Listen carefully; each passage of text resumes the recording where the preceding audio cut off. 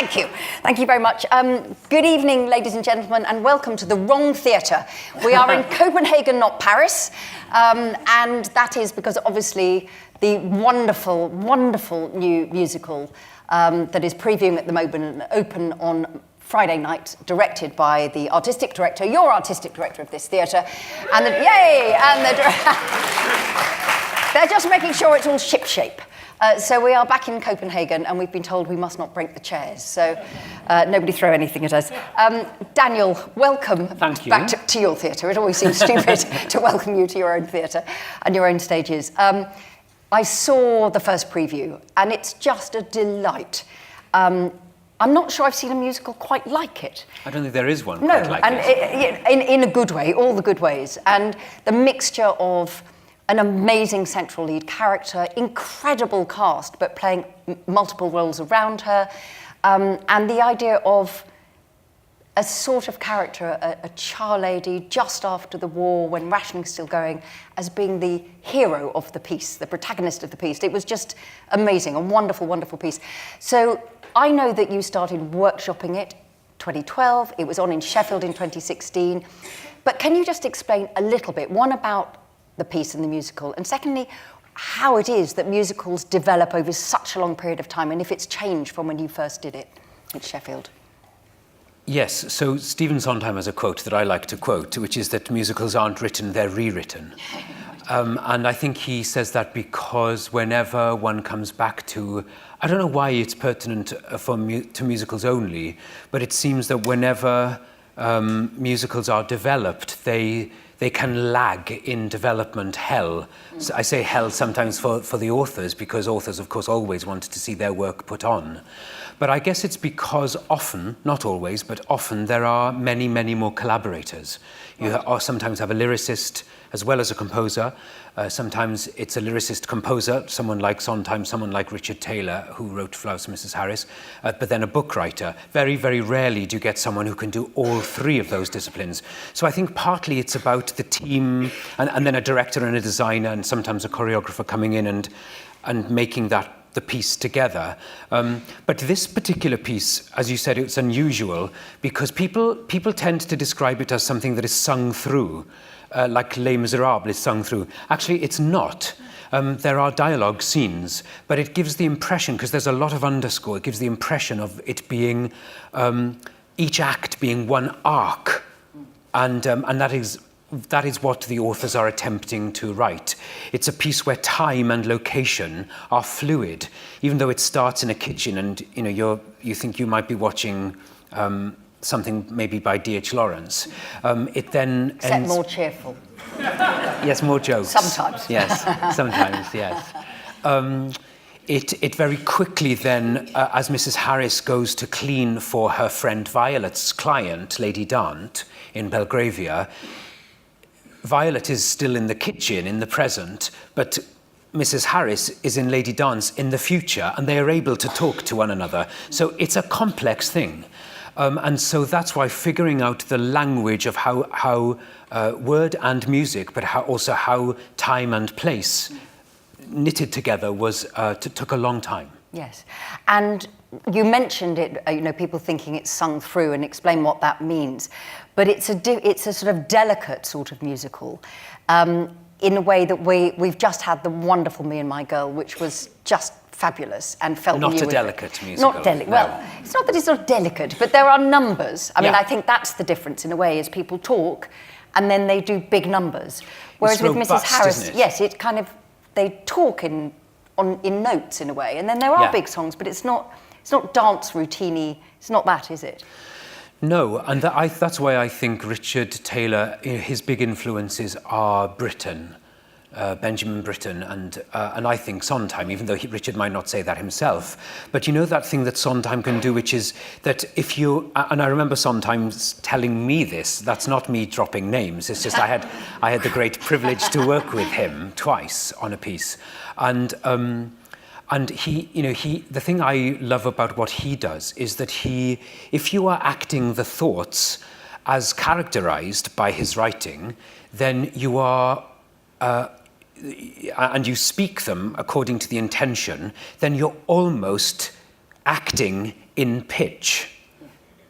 So you're almost, if I think of finishing the hat, well, there you are, finishing the hat, and it goes finishing the hat. You know, that's a Sondheim song. And I think that's the same that happens in Mrs. Harris, that, Albert says to her, what are you waiting for? Yes. And that's the pitch, what are you waiting for? So it's fascinating to me as an actor who's also done some singing, but also working with a cast of actor-singers, yes, because they love this kind of work. But you're right, it's not like there's a song and then a scene. And whereas Me and My Girl had that kind of music hall robustness, yes, Mrs. Harris is much more delicate. So the Rachel Ragstaff and Richard Taylor working together, and obviously with you, when it was on in Sheffield, and it was a huge success, and everybody was talking about it, and not everybody got to see it, what did you then decide about how you would revisit it? Were there things that you, as the creative team, thought, if we do it again, we're just going to do a little bit less of this and a bit more of that? I mean, just explain a little bit about how you decide to fiddle with something that had worked really well. I mean, that's a dangerous thing in a way, isn't it? To have a go at something that had been so successful. When you put it like that, yes. I guess, well, first of all, I should say that I wanted to do it again, but I didn't necessarily come to Chichester thinking I would, bring Mrs. Harris here. It was just after I arrived and I was thinking about what kinds of things our audience might enjoy, or might not know yet that they might enjoy.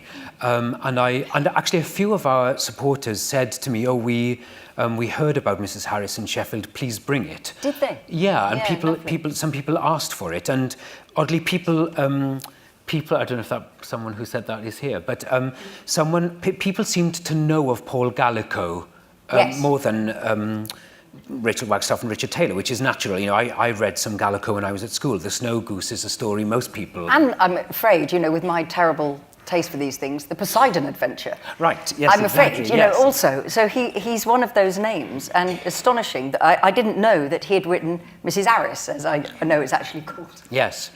He was an American who came to live in the UK and settled in Cornwall. So that was the first thing of thinking, actually, this might be something that our audience might enjoy. The second thing was that even though it had been a success in Sheffield, we knew that there was some work to do on it dramaturgically. And I'll give you one example of how things have changed. So in Sheffield, Mrs. Harris sees the dress. I'm not giving anything away here, but she sees the dress on page 15, 16, in the original, in the Sheffield version. Whereas in the Chichester version, she sees it on page 7. Right, and so you accelerate the... We swapped some scenes, the order of the structure around, so that the inciting incident of the play, the event that causes the rest of the play to happen, happens earlier in the evening, and that has paid great dividends to us. Not least because you get what it's about sooner, and just from a plot point of view, the narrative just jumps to it. But also having that event there then had an effect on following events. So when we meet Mrs. Harris's clients, her own clients in the next song, her interaction with them also then changed. So one of her clients is an actress, and she doesn't know what to wear to this audition. And of course then Mrs. Harris is now able to have a conversation with her about Christian Dior dresses, which she wasn't able to before because she didn't know they existed. Yes, and she hadn't seen it, and we didn't know she'd seen it. And there's a lovely, it's a wonderful design by Les Brotherson, who's resident designer in many ways, and it's fantastic. But there's something about that sense of rationing, after the war, the greyness of life. Austerity. And then the sudden colour, and that's why it's so powerful. So it's actually quite political from that point of view. It's not just a dress. I think it's hugely political, with a small p. It's not... in a nice way. Well, in the sense that, one of the things that Mrs. Harris says, when she's turfed out, she eventually gets to Paris, and that is giving something away, but, you probably have read some things about it anyway. But she's on the cusp of being turfed out of a showing, and she says to the manageress of Dior, well, if something is beautiful, it's beautiful for everyone, no matter who you are. And I think that is a political statement, that art is for everyone. And you can enjoy opera or you can enjoy Netflix. And you can be from whatever strata of society or from whatever background. And these things, whether it's film or whether it's fashion, can speak to your heart and move you and change the way you view life, your own life, or how you might interact with others. And I know you keep hearing me say this over and over and over, but I know that the theatre changed my life, and it keeps changing my life, in such a great way. And in the great work that we do here with our LEAP department, and in our work with young people in the community, we know, because they tell us, it changes the lives of these young people and indeed older people that we collaborate with. And so, yes, at its heart, it's got a real strong message about what art can do for everyone. And it's an epiphany in a way when she sees it. It is. Yeah. She says it's like she's been blind until the moment she saw the dress. And of course, there's an invention that Richard and Rachel, our authors, have added, which is not in the Gallico. Well, it's hinted at in the Gallico, but this I'm not going to tell you because it does give something away. But which is hopefully a nice surprise at the end of scene 1. But this is a good story, I think. I'm intriguing no, you and right, teasing you. No, but I think the thing that is so powerful and joyous about the piece, I thought, was that in a way, telling the story, even if you did, doesn't tell you anything about what you're about to see. Strangely, no, it doesn't. In some things, it does. That's right, and it's really. She says herself, it's not really about the dress. And it's not. It's about her realizing that she's been holding on to something that in order to live a full life, she has to let go of. There was a wonderful quote by Anais encapsulated to me what the story's about. And it says something like, and it's in the programme, but it says something like, the day came when the risk of remaining tight in a bud became greater than the risk of blossom. And that's really what the piece is about. It's about a woman, a person of a certain age, deciding that it's time for her to blossom. And I find that very, very moving. Yeah. And, the amazing Claire Burt, who played Mrs. Harris for you in Sheffield and is reprising it here, she's, obviously fabulous performer anyway, and it's a wonderful, wonderful piece. But this point about there are several very strong female characters, which I know is something you've talked about before. And I noticed that a lot of your cast, you have an insanely brilliant cast for this one, particularly since many of them are playing French waiter here, and she's the only one who's herself.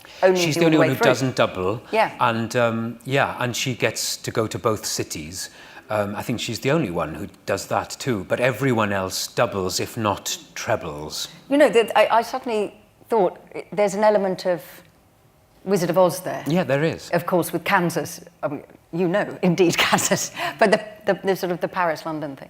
And indeed, as that is a story about she goes in search, what she thinks of as home is out there, and part of Dorothy's learning is that home is in here. And it's a similar quest. It's a quest story.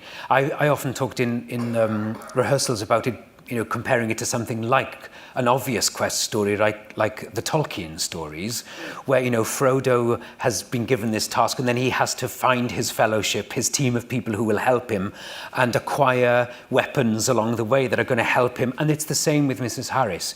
She has to find the things that are going to enable her to get to a different country and enable her to be able to pay for this thing that she thinks is going to transform her life. Because it's a very strange thing to have a huge lead, such a big central part, and then also it be an ensemble piece. And I've never seen that balance before, really. Yeah, that's true. And I think that's one of the joys of the pieces, is you have this still central performance, but then this constellation of a small cast, or 10 actors. There are also other people who appear in Act 2, who revolve literally around her. Which hopefully is exciting. But you're right, it's an embarrassment of riches in terms of asking Gary Wilmot to play a French maitre d'. Yes. And Joanna Wright, Yes. they're all played leads in their own right. Louis Maskell, who plays two parts, was just the lead in The Grinning Man in the West End. Laura Pitbull, it's wonderful for us, a great privilege. And returning to it, with all the work that's happened in between, does it feel new? Does it feel happily familiar? Because it's quite close that you've done it, but it's not following straight on. So I just wonder what that feels like, sort of returning to a piece. And yeah, it does feel, well, 30% of the material, around 30%, is new. Right, so that's enough to make it... It does feel new, and weirdly, the restructuring which has happened, that's just one example I've given you, it does make it feel new. It's also, we're on a different stage, and I know both stages are thrust stages, but actually they do have crucial differences, and so we've had to find new ways of telling the story. But it's like, in a way, it is like meeting an old friend, but that friend has had, I don't know, a facelift. Well, maybe, but something has happened. Yes, they've had a new transformation. They've had a makeover. Yeah, because quite a few of the cast are the people you did have. Half the cast. Right. Yeah, and then half are new, which of course helps to make it also feel new. And we, in rehearsals, had to be careful that we never said, "Oh, well, last time." Yeah, yes. So we banned that phrase on the whole. But it does feel new, and also the reaction from the audience is new.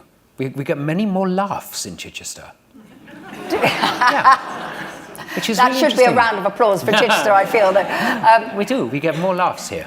That's really interesting. Yeah. And at places you were not expecting to get them? Or? Yeah, true. No, honestly. Sorry, that sounded pointed. I didn't mean it. No, and also there were times, there were laughs that we got in Sheffield that we don't get here. It's really, really interesting. And I don't know why it's just because we are literally closer to France, but the French... The French jokes, because it's easier to get to Paris from here than it is, to get to Sheffield from here. Definitely. But yes, Paris in particular, we get more laughs, and that's great, because then we dive into something very different towards the end of the piece. That's so interesting. So once, we've talked about this many times before when we've been on the stage and with other directors I've talked to, that moment of moving from the rehearsal room into the theatre and having an audience in for the first time, and the nerves about that and the waiting for things. So with something like this, are you still working, heading for press night on Friday, and then it will be printed and that will be it? Or is it kind of itself already, do you think? Well, musicals are not written, they're rewritten. Yeah. So I guess we're getting a very nice reaction so far, and we are making changes daily. And that's, of course, one of the great things about working with living writers and composers. And so we've just put a whole lot of edits or amendments to lines, and actually some sung lines too. So it's very much moving, which is, hard work for the cast, because they really have to be able to cancel what was before and learn something new and do it in front of an audience for the first time. I should say, in terms of tonight, they're not major. There's no brand new song being written, but that does happen from time to time. I know, for example, in Sunday in the Park with George, Sondheim's piece, that one of the songs in Act 2 was written during previews, and Mandy Patinkin had to learn it and go on that night and sing it, And it turns out, of course, to be one of the best songs in the piece. But it's not to that extent, but probably after tonight, we will let the dust settle a little, so that when the critics come towards the end of the week and over the days after that they see a consistent show. And when you're making those changes, is it you as the director? Is it Rachel and Richard as the book writer and the composer? Is it Tom Brady, the amazing musical direction, wonderful orchestra down there and some lovely melody, under our feet, essentially? So is it everybody going, can we just do this or that? Does everybody tip in, or is it very much, at this point, you? as the director? It's a collaboration, and that's why I love doing what I do, because you get to work with people, and you get to work with people who are better than you, and so it's a proper collaboration. And even some of the actors come up with great suggestions. I say even some of the actors as if that was shock horror. No, of course, the actors who are inside the parts are often the people who say, actually, could I say it in this way? And so it's a proper collaboration where we're all getting our heads together to make the best version we can possibly make for Chichester. I'm going to go out and ask the audience for their questions in a moment, but I'm going to be very naughty and sneaky as chair's privilege sitting here. There's been some amazing things on over the season already, and there are some wonderful things still to come. But you've also been, taken Quiz into the West End, Lear into the West End, and did as well Me and My Girl. How do you keep all of those different things, you as a director, not you as the king of all this, but when you're doing 4 such different shows and scripts, how do you keep that sort of passion for each thing going and not just get totally worn out, actually? I mean, it's a lot of work this year, isn't it? Yes. It's just I guess the passion also comes from your collaborators. Well, I mean, it also comes from what you work on, and you choose the things that you hope the audience will feel passionate about and that you feel passionate about, and that, the both things can come together. But it is really collaborators that also inspire you. And also, I have to say, the team at the theatre are an extraordinarily diligent and talented team of people who are working just as hard as I am, if not harder. And so, one couldn't do it on one's own. And it's you are buoyed up by other people's enthusiasm, even when you are learning painful lessons, We had a difficult first half last night because we had some sound issues, and I purposefully talked to some audience members in the interval to get their experience, and it's really hard to hear that when people have paid some money and the sound isn't quite there yet. But it's great because then I could talk to Mike Walker, our brilliant sound designer, and Mike could make some amendments so the second half was already better, and we've worked on it again today, and so it's a conversation, and it's a constant conversation, and that's when that stops, then I guess I should stop. But when you're walking around here, or you're walking down St Martin's Lane, or you were up in Hampstead, and now Caroline will change going to the Playhouse, I think, so another move, you must feel, that's a chai show as well as all definitely. that. Yeah. You bet. Yeah.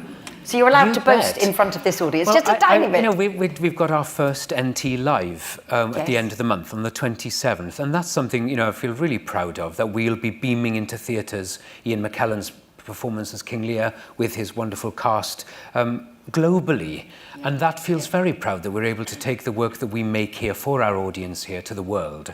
And it's, as I say all the time, it's not that we make our work for our audience. We don't make it to transfer, nor should we. But of course it is wonderful when we get an opportunity to share it with a wider audience and have a representation of Chichester Festival Theatre in our capital city and in cinemas all over the world. Yeah, and that will be wonderful, because I know a lot of friends and supporters of this theatre have long been wanting an NT Live from here. So it's brilliant that has finally happened. Well, and remember, we had to ration tickets for Lear. Yes. You only could get 2 because it was in the Minerva, which in many ways was bonkers. And even at the Duke of York's, we've managed to reduce the seating capacity. So it's one of the smaller West End theatres, and which is now even smaller. And that's partly because Ian was absolutely determined that he wanted to recreate the Minerva as much as possible and be able to speak it rather than shout it. The verse, that is. The chamber piece. The chamber piece. Yeah. And those of you who saw it will recognise that portrayal that I don't know how he's able to do it. He's 80 and manages to endure 20 minutes of rain every night, every matinee, and gives such a moving portrayal of a mind disintegrating. And he wanted to absolutely hold on to that. And I'm really excited to see how the camera and the close-up, really portrays that in a different way again. Are you going to be in the theatre? I'm going to be at the theatre, at the Duke of York's, rather than at a cinema. Well, I think we should all support all of this and go to a cinema as well and great. and wave the chide flag. Please. Right, let's have some questions from the audience. Right, yes. Thank you very much. Daniel, you're on record as having said about Flowers for Mrs. Arris that, and I quote, "It's the best piece of musical writing I've heard in a long, long time." And I have to say I agree with you, because I think I've seen it, and I think it is absolutely brilliant, beautifully and movingly presented, so thank you to you and the whole company. My question is this: are there other similar productions from your own previous experience that would also lend themselves to being reimagined for the Chichester stage? Oh, wow. Wow, that was... And that question was written down. So can I just clarify, productions from my previous experience that would benefit from a reimagining on the Chichester stage? You might be giving something away. Well, there's one I can't talk about. Everybody goes back to Sheffield, Maybe Before then. Oh, Who knows? right. Let me just think. Do you know what, Greg? I actually can't answer, because the things that are in my head, they're possibilities, and I don't want to give the game away. But hang on, let me think more broadly. There have definitely been performances that I wish we could share with our audience here.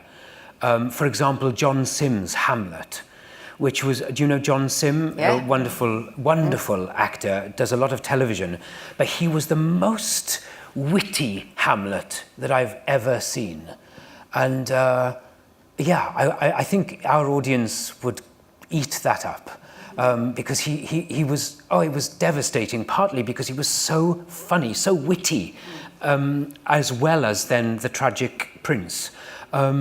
Well, I think maybe that's fair enough. And also, I think it's a great question, because in a way, you've answered it by saying there are things, and I'm not going to tell you, because you might be seeing them. And that is the best answer of all. So everybody can go back to the archives, and that will be fine. That's lovely. Another question. Fantastic season so far. Oh, good, thank you. I am interested in seeing, because I believe that musicals are almost your chief love. Am I right? I wouldn't say that. No? It's just, I wouldn't say that. I love That's them. not the I love them question. equally Okay. with plays, but I just happen to love music, and so I'm drawn to certain things. Yes. Yes. So I was just wondering, and the whole thing about collaboration.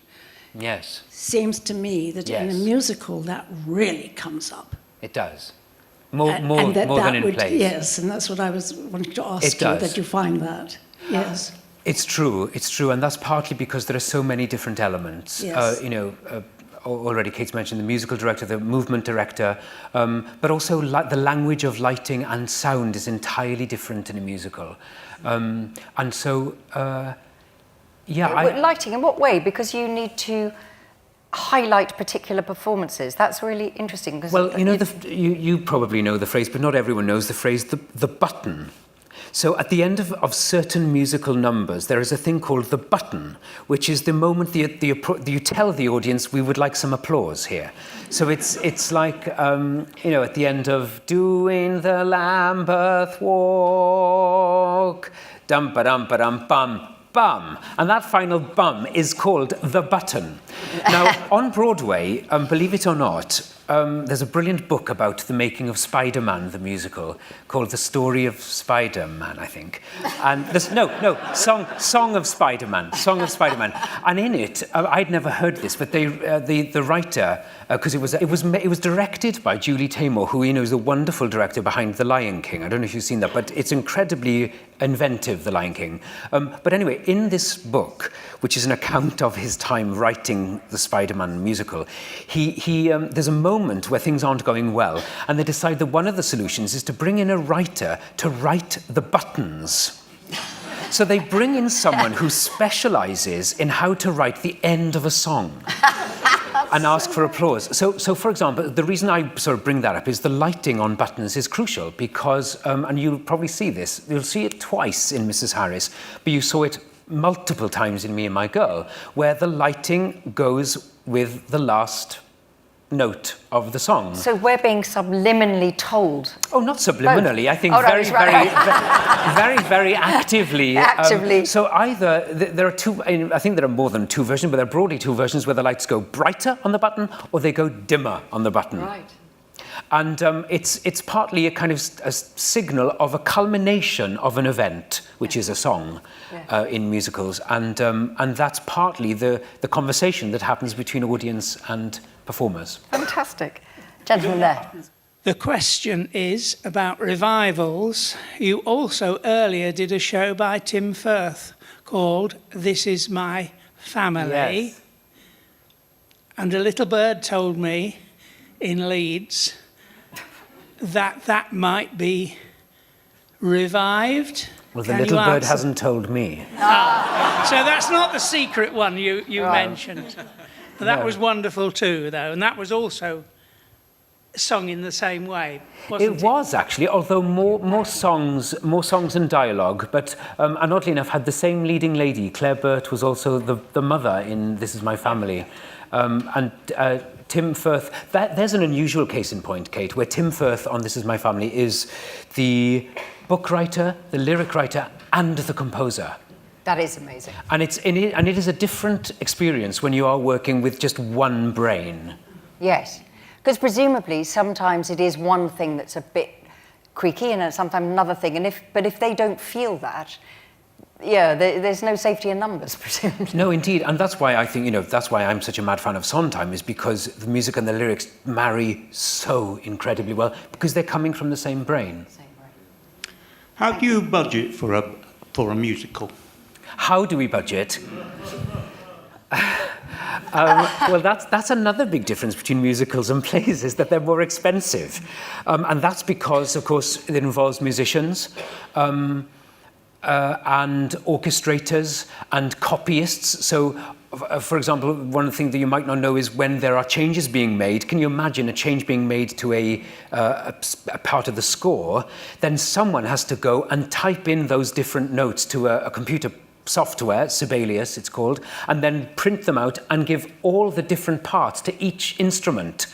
So it's make one change and the cascade of events that has to happen in order to make it that night, and you just cross your fingers that everyone's got the right part. So how do we budget? Again, it's a team effort, and it starts with looking at the text and looking at how many actors you need, how many musicians the score demands. Sometimes a composer, for example, on Caroline or Change, it was non-negotiable. We had to have 14 musicians because Janine Tesori, the composer, just won't let it be done with less in the band.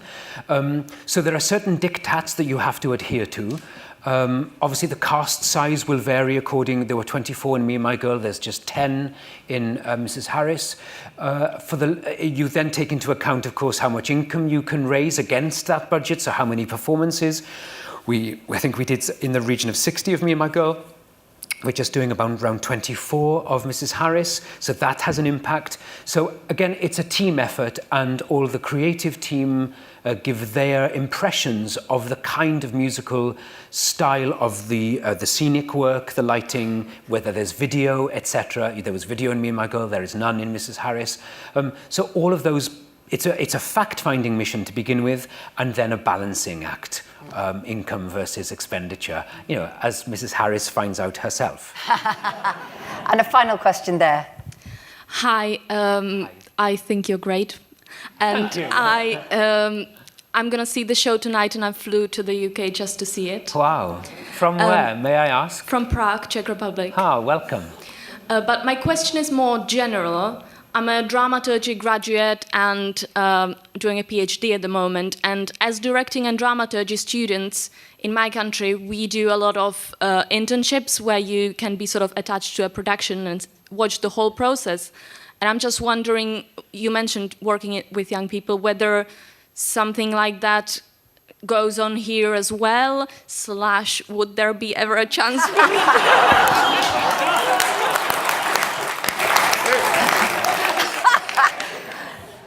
You've got to admire that, blimey. That's fantastic.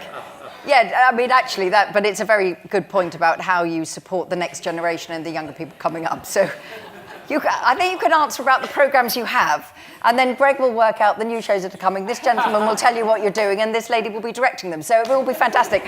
Anyway, we have a literary associate here, Kate Bassett, who is our resident dramaturg. And Kate works with me closely, and our playwrights closely, on reading plays. Well, you know the work of a dramaturg. The reading, first of all, is enormous because you're reading extant work as well as new work, but also then working closely with playwrights and experienced playwrights as well as younger playwrights.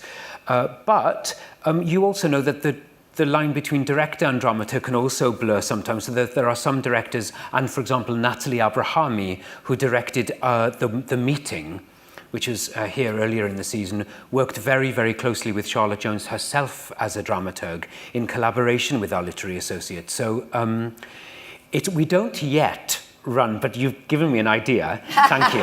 We don't yet run a scheme for young dramaturgs.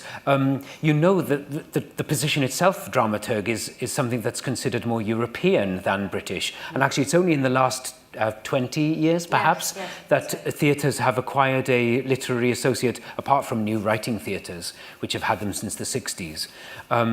But I'll think about it. Well, there we go. Send me your CV. Very good. Well, I mean, that is a wonderful note on which to finish. But for now, ladies and gentlemen, your artistic director, the director, Daniel Evans.